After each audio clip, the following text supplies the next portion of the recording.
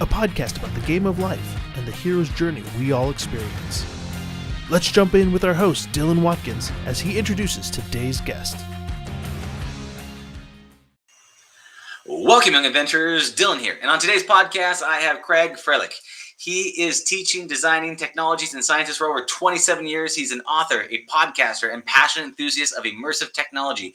Craig believes that the critical analysis of the power that technology might yield in our daily lives is essential. When used effectively, these tools can spark awe, wonder, and leverage powerful engagements that support lifelong learning and forces the users to lean in to the content. Greg enjoys teaching every day to help students innovate, adapt in the ever-changing world. And without any delay, I'd like to welcome Greg. Hey, buddy, how you doing today? Hey, what a great introduction, Dylan. Thank you so much for having me on the show. I'm stoked to have you here. And this is going to be great. Looking forward to diving in deep and going at it with you. One thing I'd like to get started with is a little bit of your background and your origin story. And we'll dive into that. I am getting that sound again. I do have to announce it while we're getting into it. So the feedback has happened, so I don't need if you can touch any bells or whistles or anything. But it's cycled back. I can do some magic. See if you can do some magic. See what happens there. It is still. Oh, it stopped. We're good? We're good. How's my audio? Your audio is good. It is good, and the sound has stopped, which is fantastic. Thank you so much, Greg. So much appreciate that. Going back to it, let's dive right back into this. So you have a history of teaching, designing, educational curriculum using VR. Can you please give me a little bit of your origin stories that led you up to actually doing that type of activity? Yeah, it's a great origin story. So my son, who's now 19, has always been a compadre for me. So when I was tinkering, he was right there beside me. So, we tinkered with 3D printers and he played along, and, we tinkered with laser cutters and robotics, all sorts of fun gadgets and toys. And so we were walking through the mall, and the Microsoft store in the mall that we were walking through had this huge display right at its entrance with a VR setup. And this was 2016. And my son and I aren't huge gamers, but it just sparked our interest right away. And he's like, "Dad, can we go try this?" And so after filling out like piles of forms and paperwork for him, he donned the headset and he was having so much fun playing the Lab, which is a Valve sort of mini game series. And in there is this crossbow. And he was just, he couldn't believe it. The controllers were vibrating for him with haptics as he's pulling back the bow. So he was so enthralled. He's like, "Dad, you got to try this." And so I did. And I donned that. And I was hooked after that experience. And what hooked me was I couldn't fathom how real it was. And my teacher wheels were spinning, thinking that this is experiential learning, where we don't have to pay for a bus or fill out risk forms. And so, off we went to the races, thinking how we could use this in the classroom. Beautiful. Yeah, there's always that moment in VR. Like when you try it for the first time, there's certain experiences that just get burned into your brain because it kind of just expands what is possible. Because you're like, oh, this is a whole new reality I'm stepping into. And then you just kind of like look back and see, oh, this is how it can apply to my world. And education, especially with kids, like kids take to VR like a fish to water. And there's something about it is so cool. And so for you personally, you saw that how you can apply it as an experiential learning. Like how have you taken to taking education and mixing it with this entertainment world of virtual reality? Yeah, I started to realize that there was different tiers of VR experiences. So once we ended up purchasing 3 headsets for the school I was at the time. Additionally, we had our own headset at home. So I had a lot of time to sort of play around and look at different games that might be education based. And some I call lower tier because you don the headset and you could look around, but there wasn't much to do. And that I say that's akin to paying for a bus, buying the tickets, getting all your forms, driving to an amazing location to travel, and not getting out of the bus. So some of these VR experiences were just, like I said, look around, almost like 360 videos, but they didn't really live up to the potential that I think VR should have. And that's to be interacting with things within your space, to start to be curious. Yeah, I mean, you nailed in the head with that one. There's like a thing called interaction disappointment, where in VR you want to go do a thing and you can't do a thing, and like inside you go, oh, you get sad, right? And like 360 videos looks compelling, like visually. If you've never actually done it, you're like, wow, this looks so real. But really, inside the VR experience, it's that ability to interact with the world, and you're constantly discovering and uncovering things. And by doing that, you're almost telling yourself a story, which is really, really neat and really powerful and profound. So I have a complete alignment with you when you're talking about that. It's almost like I've said this once before. I was working at a toy innovation place way back in the day. They wanted to only do 360 videos, and I was focused on multiplayer interactives. I'm like, look, do you want to be a ghost where you have no arms, no legs, you're stuck, and you can just look around? Or do you want to be a god?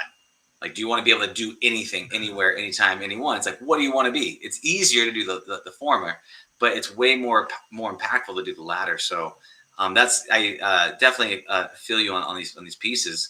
With looking at the interaction pieces, I mean, what are the areas that you're currently looking at in terms of interaction for education in the virtual space?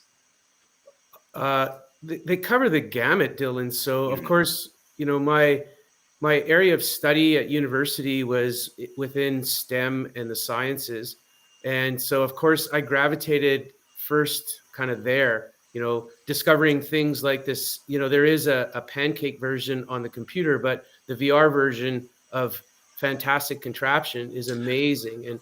And any student that I've allowed to try Fantastic Contraption, basically becomes so upset that we have to take the headset off them, because there's so much learning and discovery, and it makes them curious because they have all these objects that they can use to create this wheeled contraption that then sends this little jelly ball sort of down this fake world into hopefully this jelly wall, which then gets them to level up to another level. And trial and error is the name of the game, and kids can comfortably struggle with thoughts and ideas, which education, especially in the 80s and 90s, didn't do well. And I think we're starting to come around in education to realize that kids need to be big thinkers and not necessarily memorizers.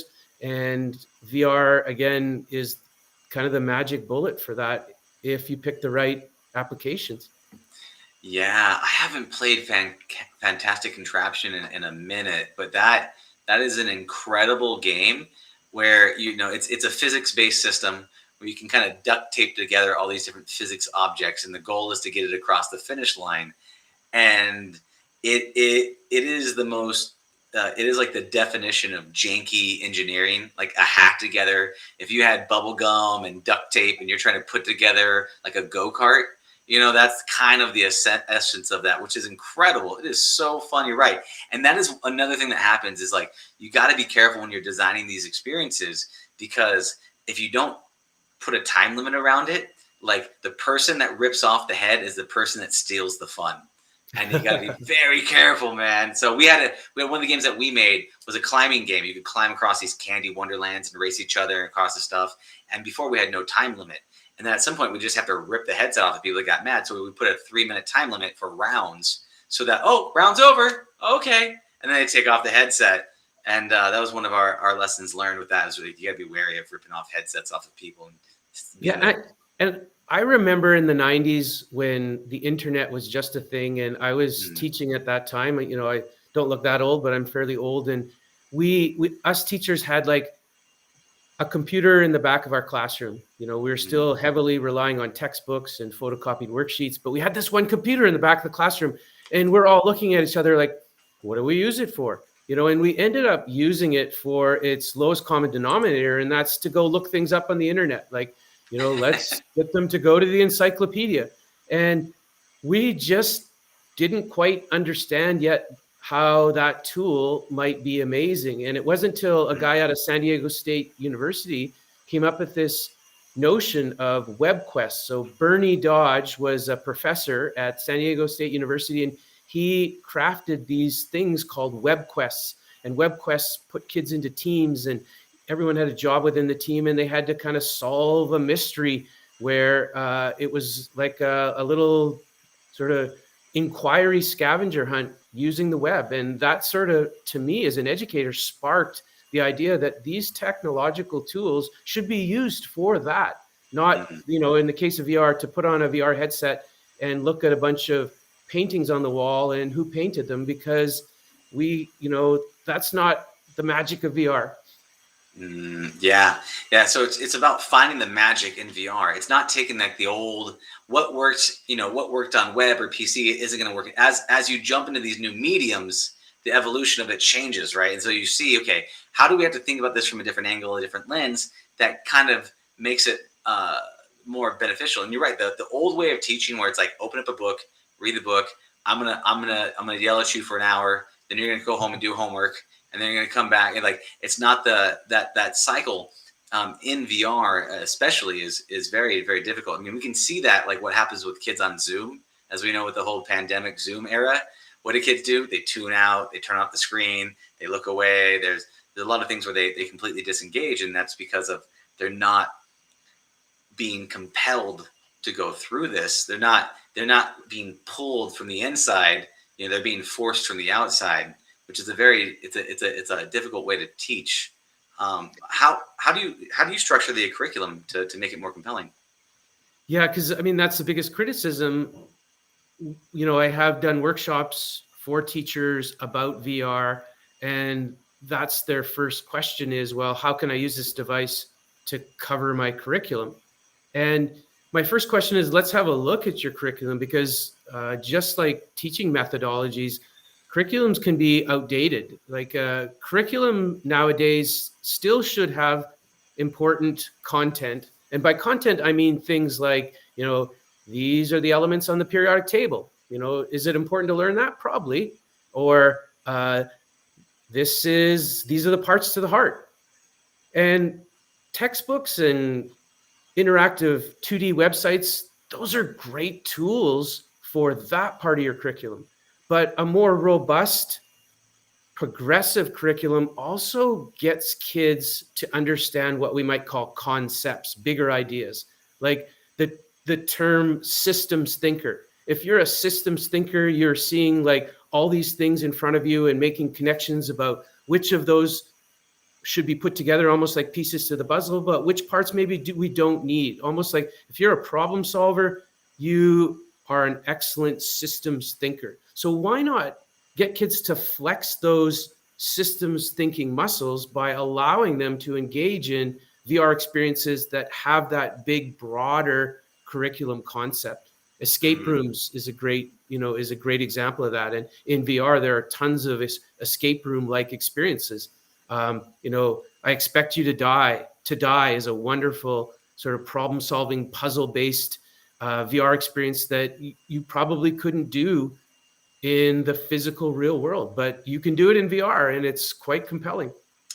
I Expect You to Die is an amazing example of that, made by Shell Studios. I had Jesse on the podcast and was talking with him, and you're right. It's like the thing is, like with VR, you're trapped in a chair, and they're like, "Well, you want someone to," and he was telling me, he's like, "You want someone to be a hero in a game, but they're trapped in a chair." They're like, "What kind of stupid hero constantly finds himself trapped in a chair?"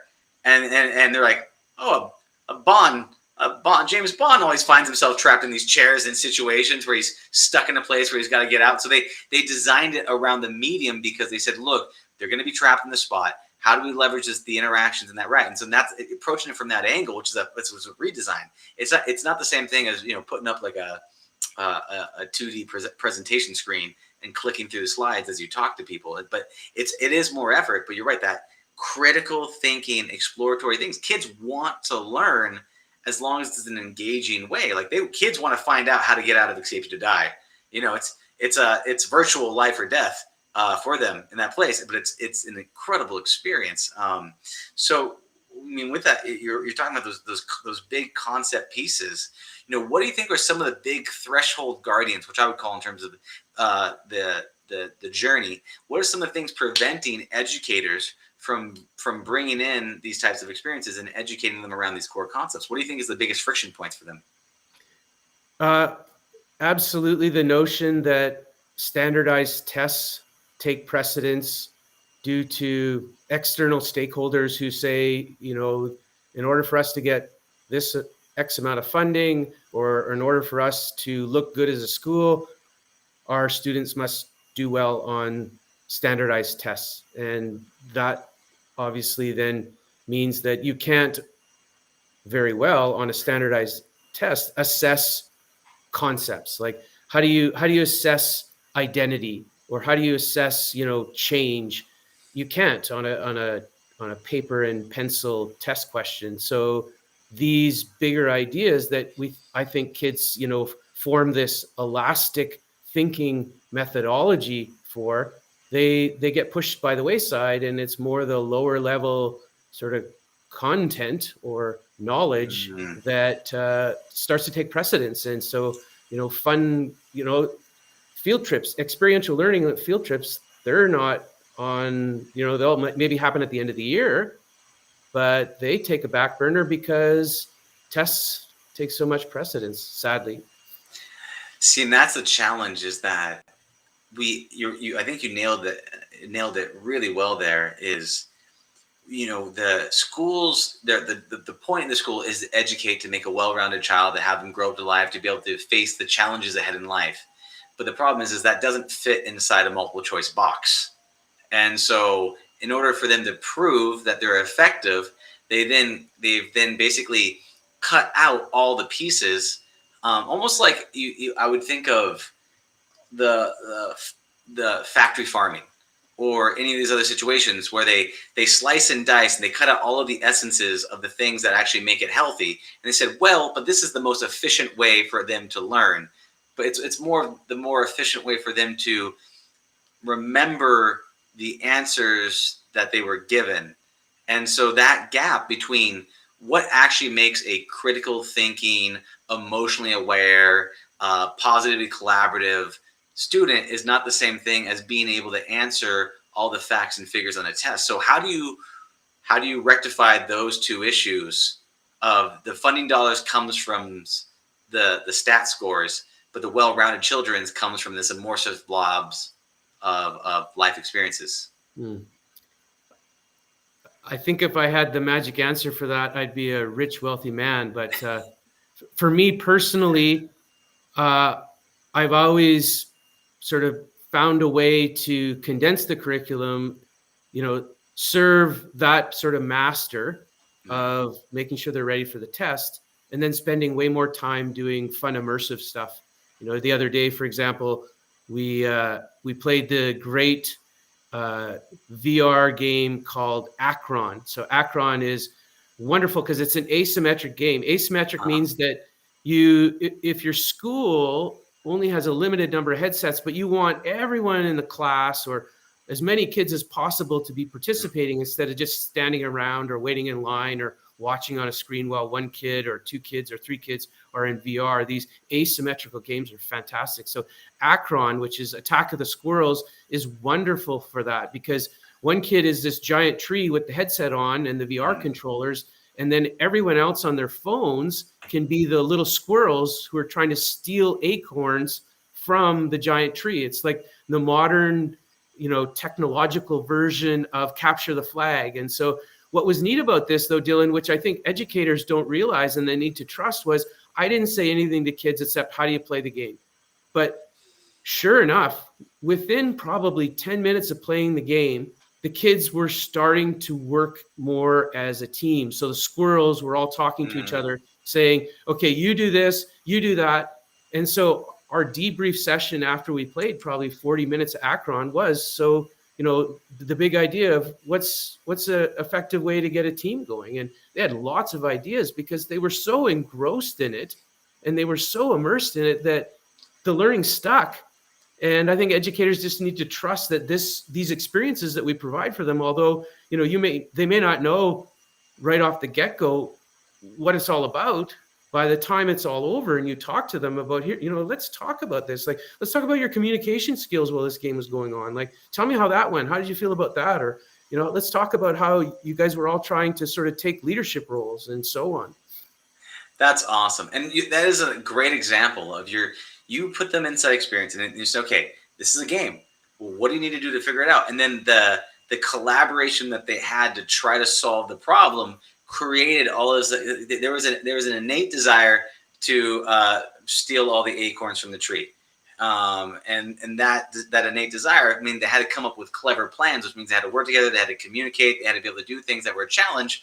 And that right there is if you can design something or you can give something to these students that actually create an actual hunger to solve the problem versus like, oh, what's 2 times 4, right? There's not a hunger there. There's no desire there. But if you needed to solve that in a game to be able to stop the laser beam from going across your best friend inside the game, and it was a matter of you had to do these calculations, that makes it so much more compelling of an actual thing versus the neutered down version of education. So I love that. I actually never played this acorn stealing game, but it sounds like a ton of fun that my niece and nephew would totally be all about. So absolutely. And I mean, another one that's in that genre or category is there. Again, this one has a computer or 2D version, but the VR version is even more immersive, and that's Keep Talking and Nobody Explodes. I don't know if you've heard of that one. I've played that one. It's definitely ended up in arguments. It definitely debases down into arguments. That gap of communication. Yes. Do you want to just explain a little bit of what Keep Talking Nobody Explodes is? Sure, and then I'll sort of elaborate how it plays out in my classroom. So. Please. What happens is one person dons a VR headset, or they could have a computer, and on the computer is this cartoonish looking bomb with wires and buttons and symbols and maybe like an old fashioned like light up Simon Says thing. And like in the movies, they have no idea how to diffuse the wires. They have no idea how to, make the buttons go away. But outside of VR or outside of the view of the person who has the computer, someone has a manual with all that information. So if I have the VR headset on and I push play or start, I have to, as the timer clicks down, I have to start communicating with my team outside. And so I might say, I see 6 wires on the bomb. And then they might read on the manual, and the manual might say, if the bomb contains 6 wires and the 3rd wire is red, cut the last wire. So they might say to me, well, is there a red wire? And I'll say, yeah, there's 1 red wire. And then the manual might say, well, if there's 2 batteries, hold off for a minute. Don't cut the wire till, this number shows up on the bomb. And it's total 2-way communication, and we bring that to the real world, not just with the movies, but, we talk about how if you're a person operating a kid's help phone or a suicide hotline, or if you're someone who's an air traffic controller, so we tie in those sort of real life jobs too, to talk about what is effective 2-way communication and in what sort of context is it different depending on sort of what you're communicating. That's so good. And there is something to it, because it's one is holding complex concepts in your head and then being able to communicate that in an efficient way. I mean, how many errors happen in life because people can't communicate? Because, oh no, I didn't mean the last. I mean the last from me, not the last from you. There's all these little pieces that happen, and you're right. That's a great example of complex communication that actually goes to an actual. There's a real world use case. Now, hopefully, they're not diffusing bombs anytime soon.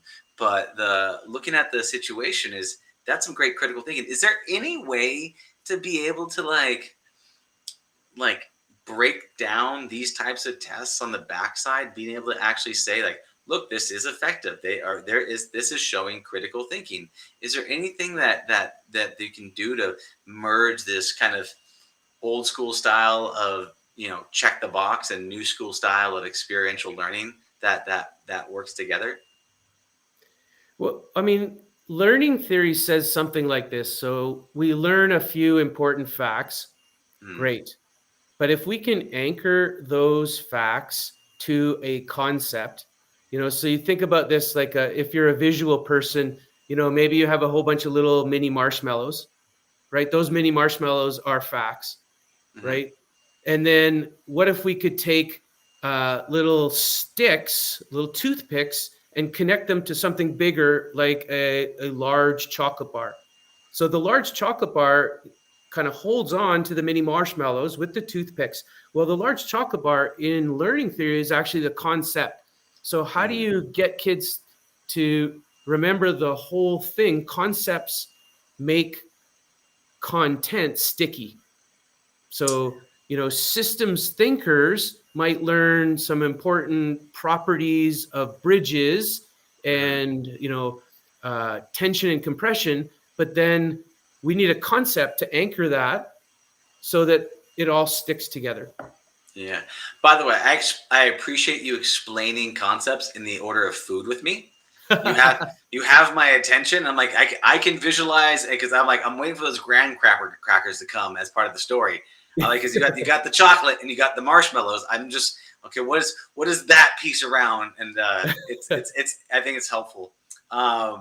And yeah, so that makes a lot of sense. So you're talking so you have the general the ideas, right? The concept is the overlapping, and if you can understand the content, then you can pull from that source, and you can always output anything from there. So if you can get those concepts down, then everything else makes sense, like volume and water, or physics objects, or any of these other types of elements. What are your situations? Have you explored anything in the areas? Because you're talking about communications and communicating big concepts. What about like social emotional learning? What about the Mm. ability to navigate these emotional waters and things like that? That seems to be a new thing that's coming into this era. Have you seen anything in the areas of virtual reality and social emotional learning that you have seen to be effective training tools? Yeah. One that comes to mind again that we've used in some of the schools that I've been at, one is called Nature Treks. So Nature hmm Treks is a VR experience, and you can change the serene environment that you're in. And our social emotional, or we call it the wellness center. Often in schools, you have this wellness center, and the wellness center also helps out kids who maybe they're operating under high levels of anxiety, and those high levels of anxiety can be triggered depending on what might happen during the day. And they can go to the wellness center, which is a safe place. Usually there's a school counselor or a psychologist there, and they can calm them down or talk them down, so to speak. And they have a couple headsets, and on it is Nature Treks. And Nature Treks is basically letting you know quietly wander and meander one of about six different serenes or 3D environments. One is a snowscape, and the snowscape has sort of snow sort of gently coming down, and you can use your joystick to either teleport or just slowly move through there, and the scenery changes, and there's little bunny rabbits running by, and they have a beach one where you can sit on the beach, and the water, the ocean comes in and out, and you have the beautiful sound in the background. And so that's one that comes to mind under social emotional, is just a quiet place in a busy, vibrant school. A quiet place is hard to find, but VR can provide that space for kids who just want to chill and relax. I actually haven't tried Nature Tracks. I've seen it online a little bit, but I fully don't. Until you actually experience it, I can't speak too much to it. So it's nature environments that you move around in. It's just a beautiful place to kind of just lower that uh, the anxiety and the stuff that builds up and the pressure that people have as they go through. Because school is definitely a lot of social pressure. So it kind of drops them a bit, and then you can kind of send them on their way.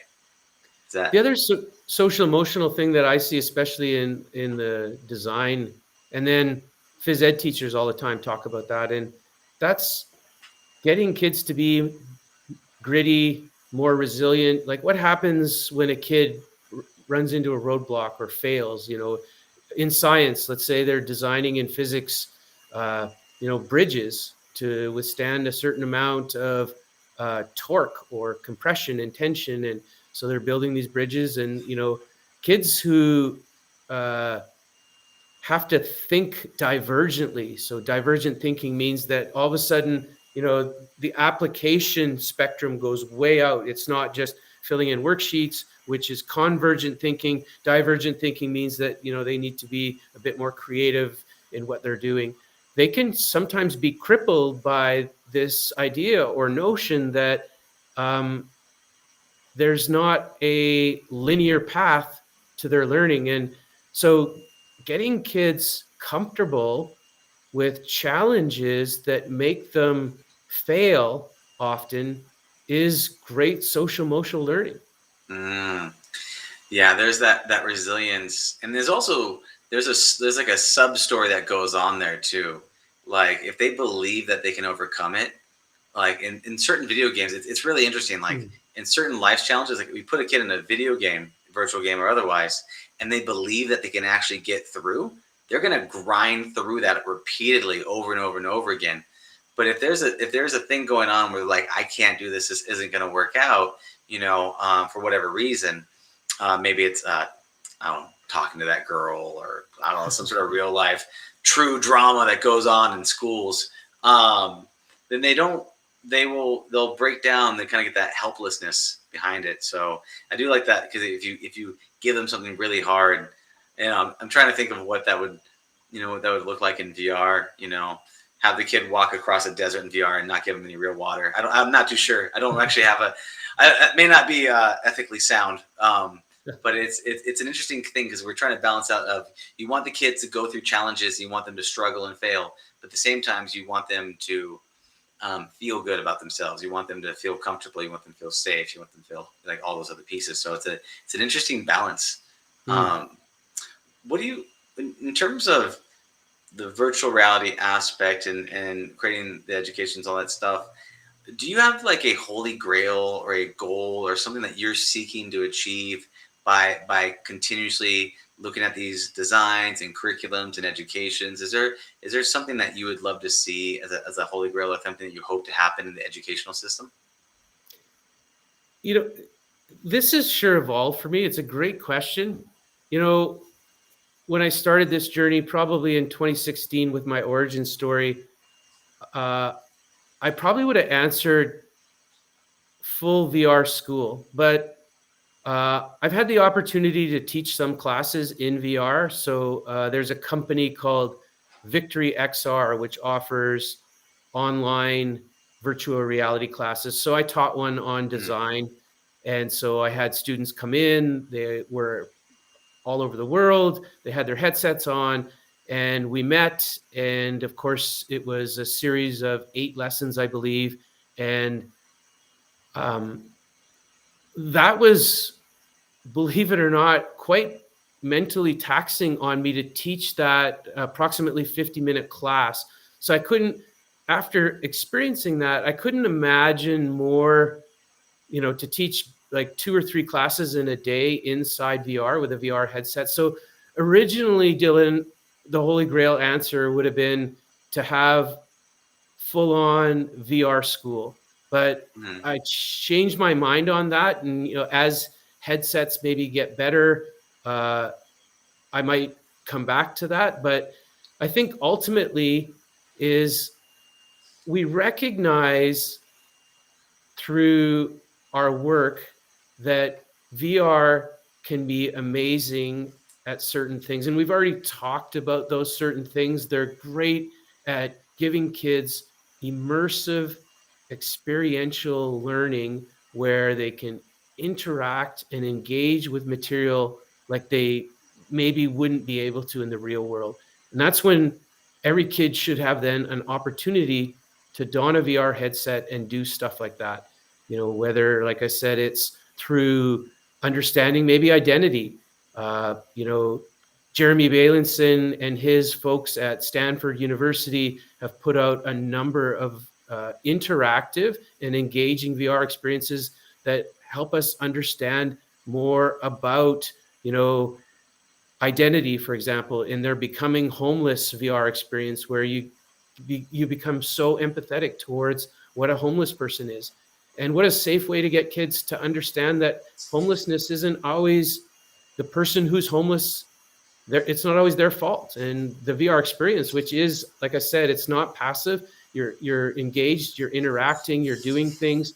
I've used that in my classroom, and kids who, are trepidatious to go downtown to interact with the homeless people sure became much more empathetic towards, why people are homeless. So using VR for things like that, where we maybe wouldn't enable or afford the kid an opportunity to have that kind of experience, is where I think every school should therefore be getting VR headsets to do those sorts of things. Yeah, virtual reality is amazing at creating empathy. It's really good at when you put someone in there, you can put someone in the shoes of the person. I know they did that also. There's been other experiences also with what it feels like to be a certain race and what it's like to get harassed by police. And there's been a bunch of experiences that come out like that you actually get that feeling because it feels like you. And then people start treating you a certain way, or you start experiencing what it's like to be that. And then you start to have true empathy, because it's hard to sometimes get out of our own skin and imagine what it's like to be other people, and what it's like to live in that way. And there's a lot of value in that. It's funny though, what's interesting is sometimes with Holy Grails, you're like, this is my Holy Grail. And then you get it and you're like, that's not my Holy Grail. You're like, I'm done with this. Give me something new. What could you? I'm super curious with the class you were teaching. Like, was it like they're inside classrooms? They're all seated there. You have a PowerPoint presentation. You're scrolling through things. Is it like was it a traditional classroom model just redubbed in VR, or because I'm curious about that experience and what about it was taxing to be 50 minutes inside there? Yeah. So because I had sort of had good VR legs already and had sort of a strong opinion about VR and what VR should be used for and what VR maybe shouldn't be used for, when I agreed to take on the class, I assured them that it would be interactive. So the whole premise was wrapped in kind of a design challenge. So the problem that I posed to them was that what if you were a bit of a nomad, like a refugee, and these refugees, one of their problems is they're constantly on the go and they have to pack up and pick up and away they go to some other camp or whatever. So we talked about that, and we actually got to see this 360 video. I think it was done by Chris Milk, called The Clouds of Sidra, where you sort of follow the story or narrative of a girl from Syria who lived that kind of nomadic life. So that sort of set the stage for the students. And then I pre-designed in SketchUp, which is a 3D modeling program, a whole bunch of pieces of IKEA-like flat pack furniture, but they're all mixed up. So there's little pieces of legs here, tabletops, you name it. And I had those 3D models put into my VR classroom. And, the activity was I laid them all on the ground and the kids had to put them together. And so that was sort of understanding a bit about sort of systems thinking and how flat pack furniture works. Then they had to design their own little piece of flat pack furniture that might fit into the original scene that we saw of the girl who was a constant nomad. And, she showed us in 360 video what her camp looked like when she was just outside of Syria. And then she had to move on to a place in Germany. So the kids had to design a piece of furniture from all these little sort of 3D models of what might help her in her journey. So that was a really sort of strong, interactive, immersive way of using VR to solve a problem. That's great. That's actually some good cases, because then you could swap between being in VR, or you could be in VR, have this kind of social communication, talk about it, then go experience a very realistic looking experience. The Chris Milk is 360, so you can actually have the more of actually feeling like you're there, more realistic. And then you actually have the interactive pieces, so you can actually work and solve some problems. So that's actually some pretty good use cases. There, I also do get a limit of so much time that I can spend in VR. I can get about 2.5 hours, pretty solid. I've been doing it for a long, long time. Um, but there is a limit where you do get, like, you just get fatigued. That it hurts your head. The back of the head starts to hurt. You start to get a little woozy. So that, I think that's really cool. Did you know that people sleep in VR? Are you aware that there's an underground? I think I saw a guy say he spent like the world record of, I don't know how many hours, but that's the only thing I've seen that was sort of ridiculous like that. So you need to unpack this a bit more. Like, why Yeah. would people sleep in VR? Sure. Yeah, absolutely. So there's an underground culture of people that sleep in VR, and one of the main reasons is for remote relationships. So a boy's in the UK, a girl's in the US, and so inside virtual reality, they'll actually put on the headsets, right? They'll lay down like a pillow next to them, and then they'll have their significant other lay next to them, and they'll also have a pillow. And so when they're laying next to that person, they're hugging the pillow, and it feels like they're hugging their boyfriend or their girlfriend, and they see them, and they can talk to them, and they go to bed, and they're like sleeping under the stars, and then they can wake up, and they can see, they can whisper something to them. And so you still have that feeling of connection. You have that haptics of being there, and you have that sensation. And then they were talking about, it's really weird when you fall asleep in that moment, right when you wake up and you're coming into being awake, and you're in VR, and you have this really uncertain sensation of what's real and what's not real, because you're inside there. Now there is some issues because it has to be corded. You have to be tangled. You have to have that thing tangled up to a computer and stuff like that. It has to have power. And that's one of the biggest drawbacks of it, because like they said that, the cords will wrap around them a bit while they're sleeping, and that can be a bit freaky. But that's one of the main reasons is like connections with people around them, to have that. If you're feeling lonely or isolated, you can have those people. So yeah, it's a thing. People are doing it. Not a lot of people, but it is it's to serve that loneliness need, which I think is a great use for virtual reality. Speaking of great uses, I know you alluded to this earlier on when we were talking in our conversation about your VR journey.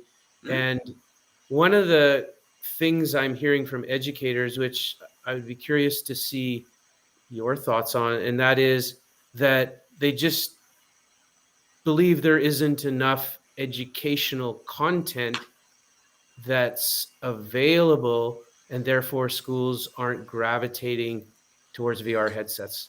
What's your take on that? I guess it depends. Educational content. There's always an excuse for why not to do a thing, right? People feel like, oh, there's not enough VR content. There's not enough educational content. There's not that. One of the things that strikes me as, I think, really funny and ironic, and the pandemic has shown me more than anything, is that the people that was the slowest to adopt to new technologies are schools. The places that teach people stuff are the places that are the hardest at learning new things.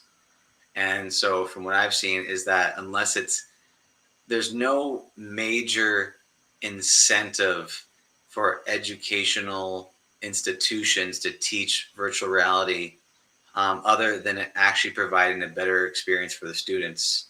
And so because there is no giant economical drive, and they're all humans have this weird thing. We're all inherently like things that are comfortable and familiar. All right. We want things that are familiar. At the same time, we want to grow. We want to progress. We want to level up. Like, everybody loves to be the hero, right? But nobody wants to put in the effort to get there. And so why we admire heroes and the effort that they put in, the reason why we like the montage in a movie, is because instead of being the hero that does, 9 months of grinding while punching a punching bag, I get to watch a 1-minute video of a guy punching a punching bag and getting much faster at it. And so I think with schools, there's it's a system that creates security, right? Mm. There's no incentivization for innovation. Mm. And so I think that's more than that, is that if there was a thing where, like, if you don't actually create innovation in your school, you get fired. If there was an actual motivation beyond that, or there was gigantic donation dollars associated with it and said, hey, if every kid got a VR headset and then you got an extra X amount of dollars in your classroom, there'd be proper motivation.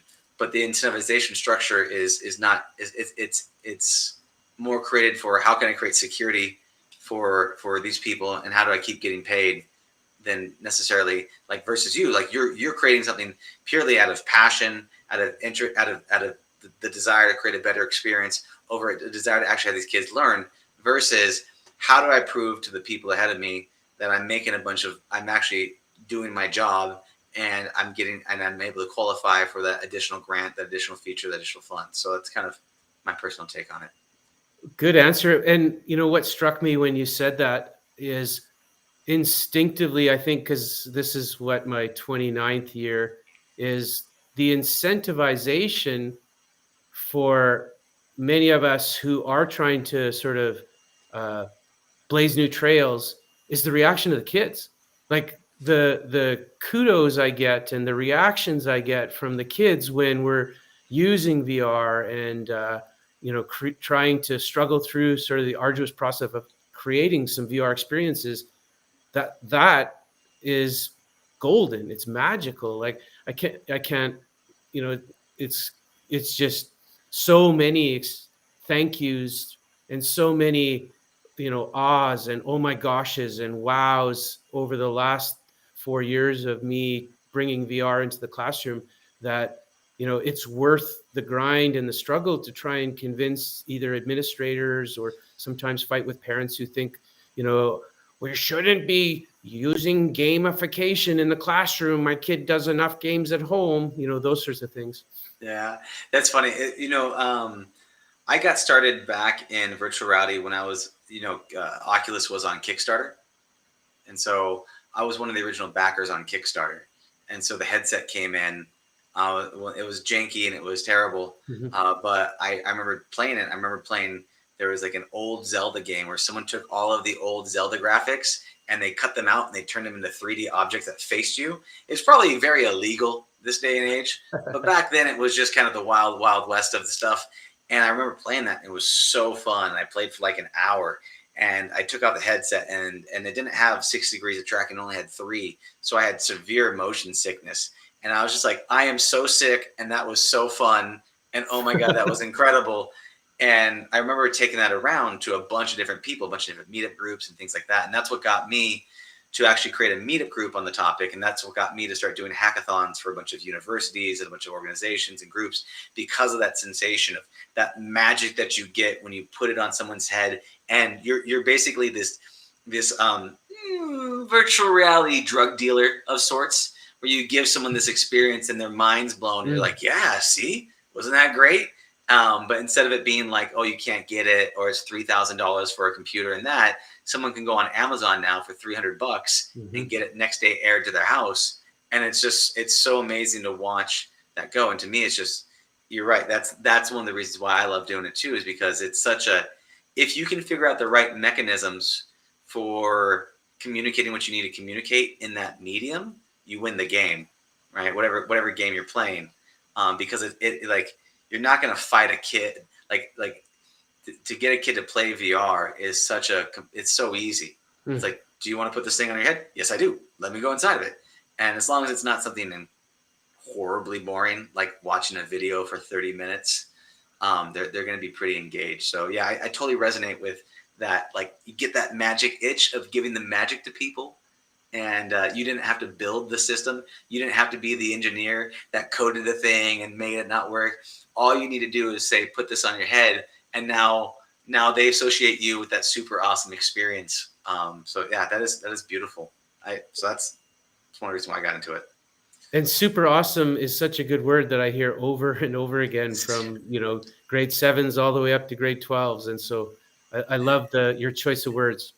Yeah, I guess that's probably because I hear it all the time, and that's the thing. But yeah, looking at mean, looking at these whole experiences and looking at virtual reality as a medium, I mean, where do you see it going in, say, the next like 3 years or so? Like, what do you see? Do you feel like schools are actually going to adopt it?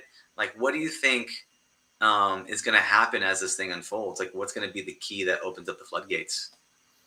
Yeah, there's a lot there that I'll unpack. Where do I see it going? I think I already alluded to this analogy of it's no different than in the 1990s when teachers had one computer at the back of the room. Now, look where many schools, including maybe not so affluent public schools, are almost now at a point where we're giving kids a one-to-one computer experience. And so that's come a long way. And it's not just the hardware, it's not just about that. What kids have available to them on the computer, teachers have started to realize and evolve to, there's a great app called Kahoot. Kahoot is almost like a trivia game where you can take your curriculum or your vocabulary and you can turn it into this fun, interactive sort of trivia game. Kahoot's used by millions of teachers around the world every day. So I'm not the most patient man, but I guess I just see it inevitable that VR, like the computer in the back of the room, will slowly trickle into classrooms. I think people like you and maybe me need to continue to champion the value of it. And if we do and start to sort of open people's eyes at this awe-inspiring tool, that it will evolve to, it being like a kid having a calculator in their backpack. They'll pull out their VR headset. The teacher might do some face-to-face physical teaching and then say, okay, put on your VR headset. I want you to launch this app. You're going to go do this. You're going to build this, and then in 10 or 15 minutes, they take it off, they put it back on the floor, and they debrief and talk about what just happened. Yeah, that'd be awesome. And really what that you're looking at that is it's something that just makes you take this boring curriculum, you put it inside a gamification software, and then output makes your job easier. Instead of you trying to shove it down their throats, they're playing a game, and the game is more fun. And that makes a ton of sense, and I can see that going. That's kind of like the first couple of steps into the metaverse, or whatever you want to call the new buzzword of everybody inside VR. So that makes a lot of sense to me, and that is really powerful. What do you think is the you asked me, but when I'm going to ask you is like the big dragon. What is like the big dragon that needs to be overcome in order to make this type of stuff happen? Absolutely, without question, that should we still be teaching facts and content? When kids can look this up on the internet, go ahead and Google it. We should be teaching kids to solve problems. We should be teaching kids about, I was reading, Meredith Thompson wrote this book and paper about how she brought VR to students in Australia. And one of the experiences they used was that they had to understand this bigger idea of what really is instinct. How do you teach that? Well, you can't. Well, they can define it, but do they really know what instinct is? And so she put them in VR where they had to swim with a whole bunch of other fish, and a shark was attacking them. What better way to understand like instinct than that? And kids were post-tested after. So her little study was pre-test, post-test, where they were just taught like PowerPoint slides about instinct and read something in the textbook, and then they experienced this VR experience, and it was an overwhelming difference. The kids that actually truly knew what instinct was about were the ones in the VR. Man, that is so true. I recently got to do a non-VR experience of something similar where last week I got to go with a friend to go lobster diving at night in the ocean for lobsters. And I had like a little flashlight. And as I'm hunting, looking for these lobsters to go grab, in the back of my mind is like, I hope there's no shark around here. Right. And then you do that, and then you kind of like, but it's interesting because you have this primal sense where you're just balancing out the equations of you need to breathe the water because I have scuba, or not, I'm snorkeling, but talk about instinctual, being surrounded in water while you're hunting for the thing, while something else is hunting you. Like we're very used to being at the top of the food chain and nothing messing with us. But you know, when you talk about being that fish and sharks chasing you, there's a primal urge that we have the circuitry from like thousands and thousands of years of an instinctual thing. So I love that. And man, they probably screamed, and I wish I don't know if there's a video on that, but I would love to see a bunch of kids feel like they're being chased by a shark inside there. Me too. And well, isn't that a much more worthy curricular thing to do than to get them to memorize things that, like I said, they can just look up? So, you know, maybe we're putting the cart before the horse, so to speak, in that the reason that schools aren't gravitating more to bigger ideas and like concepts is because they really don't have a tool good enough to teach them. And maybe we need to market VR as this tool that we can use to teach concepts, which, you know, is sort of one of the magical things. You know, I wrote a book, and one of the premises of my book was just that. And, you know, there are certain things to pull out your VR headset for. What's the name of your book? Here it is. I actually have it right here. So it's called Immersive Learning, a practical guide to virtual reality's superpowers in education. And again, in it, I talk a lot about the idea that concept-based education is where VR should hang its hat. I love it. So it's Immersive Learning. How do people find the book? You can find it on Amazon for sure. And yeah, that's sort of the best place. Okay. And when are you going to turn this book into a VR experience? I unpack a lot of applications that people might want to look at to teach some of these big ideas or concepts. You know, tons. There's so many. Like we didn't even get. One of your questions was, you know, where do you see VR? What subjects do you see VR good for? And you know, in my book, I talk about almost all of them. Like there's narratives where you can be the hero of your own journey, and you choose your own story. Like there's one VR experience called The Great Sea. And The Great Sea is amazing because you're from the eyes of the protagonist, and the journey sort of takes different sort of plot turns depending on what you do within the VR experience. That's awesome. Yeah, I mean, so much of this, you know, one of the reasons why I have this whole podcast is raised about Joseph Campbell, the hero's journey, and we've seen it. And it's as old as time. It is spoken as words and things like that. But one of the number one ways that we transfer knowledge is through storytelling, through modeling behavior, through hearing lessons and insights of other things, and other people seeing that, reflecting on that, and modeling that, and putting it inside here. And so, I mean, that's amazing that there's VR experiences that are starting to do that, because if you can have students go through this type of experience and actually be able to see that, reflect upon that, and then actually apply that in real life. I mean, right there is such a powerful lessons as people, if they can actually, if you can make that transfer. But so many times we grew up with video games, and so we don't have as much respect, because as our video games grew up, so did we, right? And so we evolved with it. It used to just be Pong, and now it is these immersive deep worlds. And I think there's so much value in it that does get dismissed, mostly by people that haven't tried the experiences, that haven't actually experienced it. I've seen the most resistant educators that I've seen are the people that refuse to put on the headset. Do you know what I'm saying? They're like, nope. And it's like, do you want to try it? Like, And I've noticed that, and that's a barrier I've come across. So maybe the gateway is for them to read your book, get inspired through that medium, and then bring it over. This is great. What other some other tidbits from the book, some other hooky things that would maybe compel some readers or listeners to actually go through and actually take action and buy that book on Amazon? Yes, a lot we've already unpacked. I mean, another big one, especially because it's on the minds of many educators, is, you know, conceivably, it's far less expensive to run a highly immersive program by buying VR headsets. Like we can go back to science, and we can talk about, you had Mr. Shell on, they have lots of great VR experiences. One of them is called HoloLab.